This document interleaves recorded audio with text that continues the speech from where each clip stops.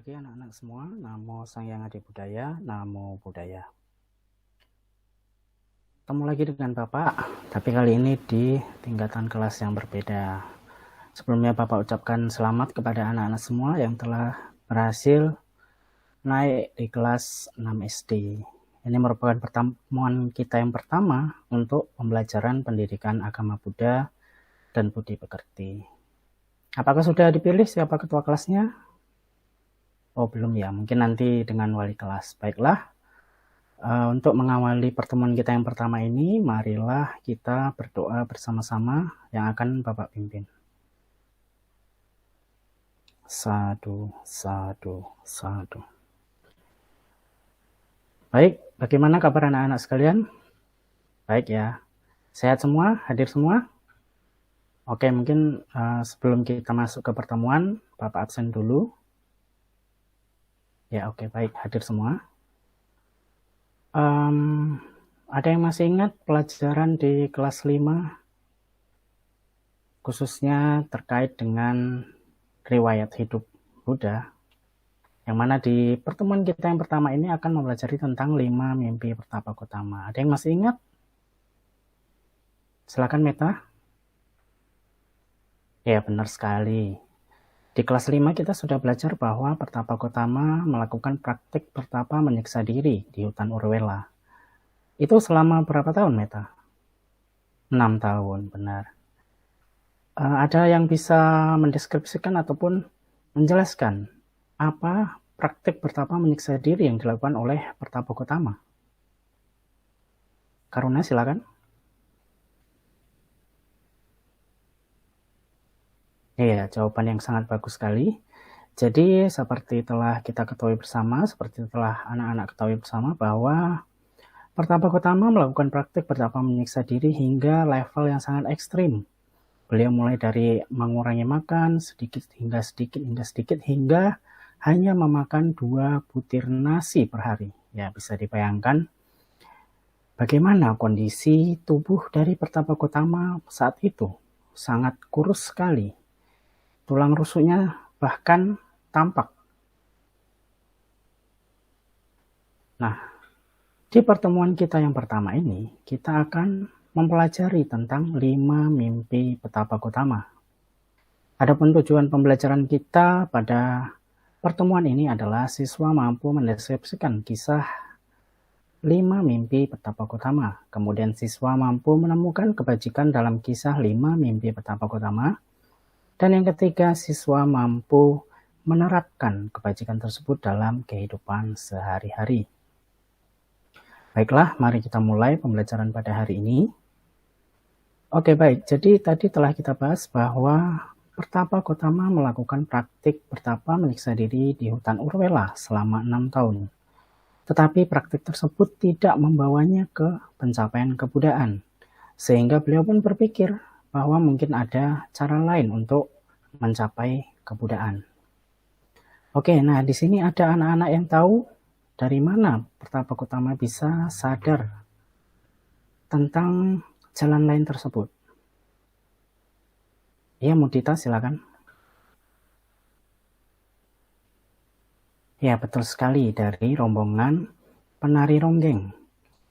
Bisa disebutkan apa yang terjadi pada rombongan penari ronggeng itu, Mudita?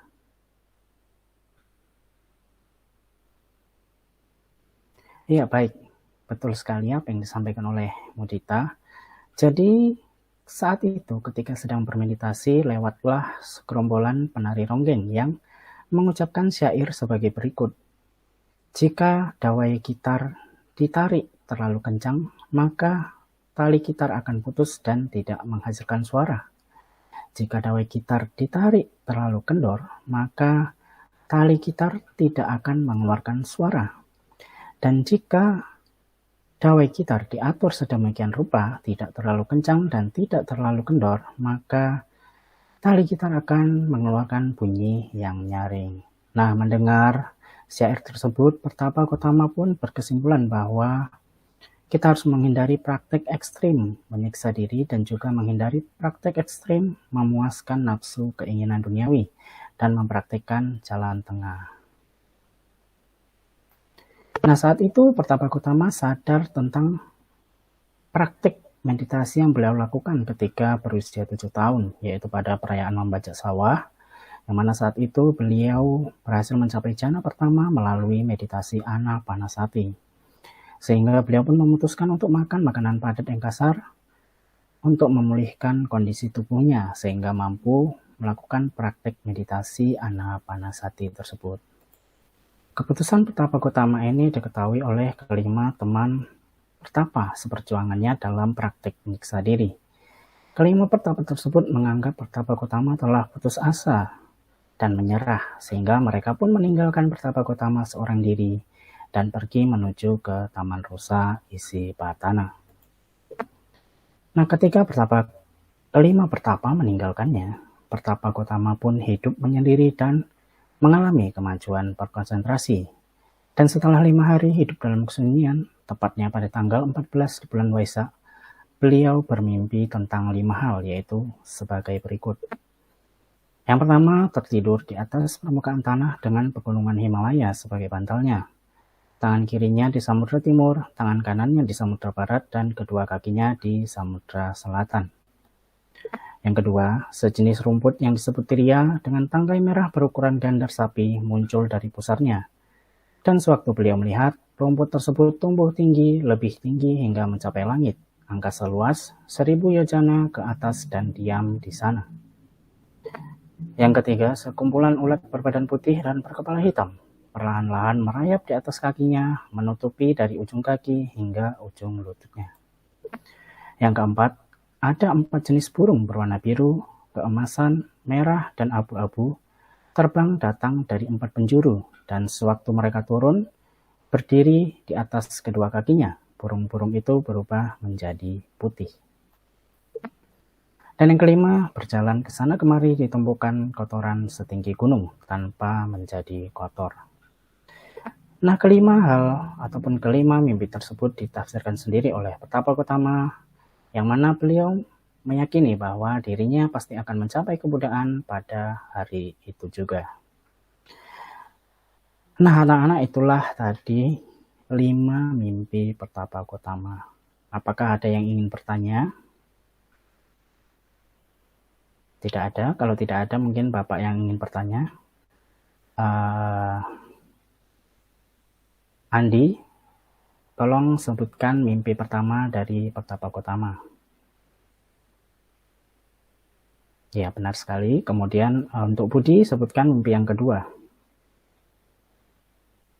Baik, terima kasih Budi, itu juga benar. Kemudian untuk Cita, sebutkan mimpi yang ketiga. Baik, terima kasih Cita, benar juga jawaban dari Cita. Meta, sebutkan mimpi yang keempat. Baik, benar sekali. UPK, sebutkan mimpi yang kelima.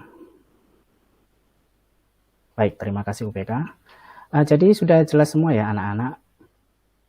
Jadi itu tadi kisah tentang 5 mimpi Pertapa Gotama. Lalu apa kaitannya dengan kehidupan kita sehari-hari? Tentu kita sering mengalami mimpi di malam hari pada saat kita tertidur. Mimpi itu bisa saja mimpi yang baik ataupun mimpi yang buruk. Anak-anak di sini pernah mimpi buruk?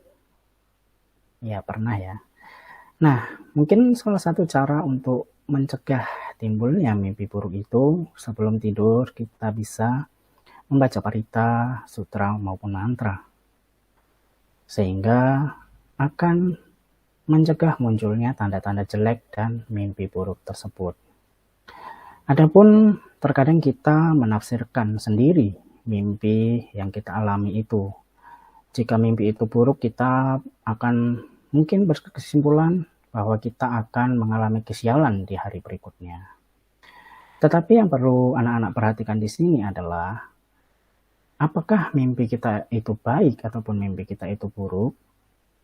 Kita harus selalu waspada dan harus selalu semangat dan pantang menyerah untuk mencapai cita-cita ataupun apa yang kita inginkan.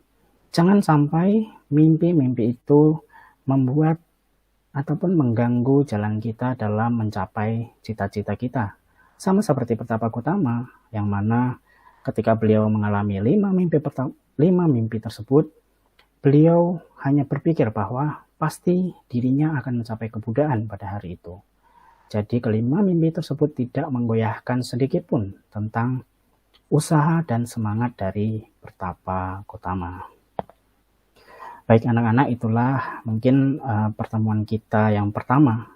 Karena pertemuan yang pertama, jadi Bapak tidak akan panjang lebar memberikan materi kepada anak-anak semua. Dan mungkin Bapak juga belum akan memberikan tugas, tetapi untuk pertemuan berikutnya kita akan membahas tentang Dana Nasi Susu oleh Sujata. Jadi nanti anak-anak bisa mencari materi dulu, bisa baca-baca di buku ataupun dari internet.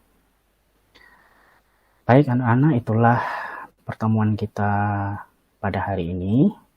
Terima kasih atas perhatiannya. Tetap semangat, terus belajar, jaga kesehatan, dan jangan pernah menyerah. Demikian Bapak akhiri dengan Namo Sang Yang Adi Budaya, Namo Buddhaya.